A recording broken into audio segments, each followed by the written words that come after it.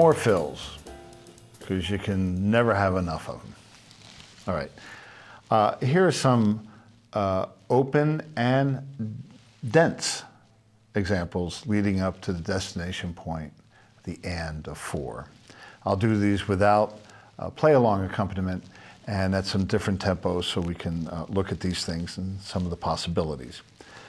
Before, when I was demonstrating about playing up to beat 1, I was showing you how to create an outline and then using that outline to kind of paint by numbers almost. You're filling in something that you've created so that it makes a dense fill, I think, more accessible, more discoverable by you. And I'll just do a quick review. So 1, 2, 3, 4.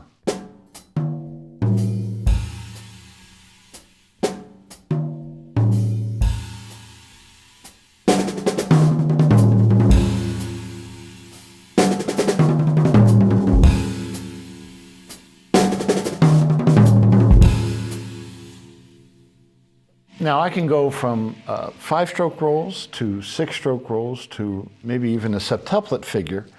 As you start adding an additional stroke or two to this kind of a fill-in pattern, you might be coming out late even though you're playing the hi-hat on 2 and 4. So I find it helpful to practice these sorts of things with a metronome.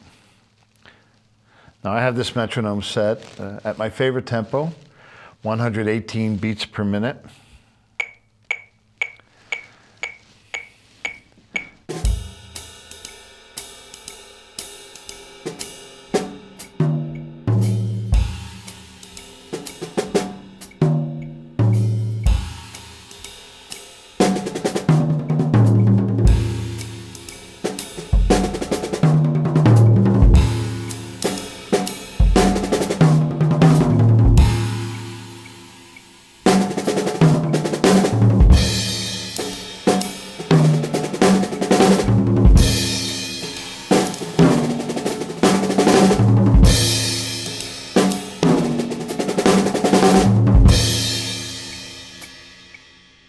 Okay, so having the metronome accompany me during this part of my practice routine reassures me that I'm playing in tempo, or it lets me know, you're getting a little excited there, buddy, or pick it up, pal, you're slowing down.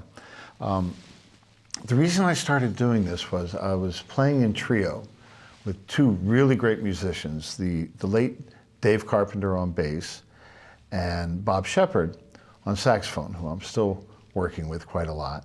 And we were trading 4s, and I was doing my Elvin kind of thing. And then they weren't coming in right. My first reaction is always to externalize the cause or the blame for something, which is not a bad thing to do as a drummer, you know. We're the pilot of the plane or the driver of the bus, so we naturally will assume we're right. However, knowing how great a bass player Dave Carpenter was and how good his time was, I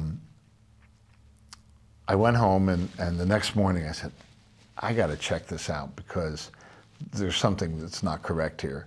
And indeed, I was taking too long as I tried to do this one kind of fill where I was getting into septuplet strokes and trying to do a little bit of like pulling the time, like silly putty, if you remember what that was, or taffy or something. Pulling the time to the point where my downbeats were late. And so here, very late in my career, I realized, hey, start practicing with a metronome.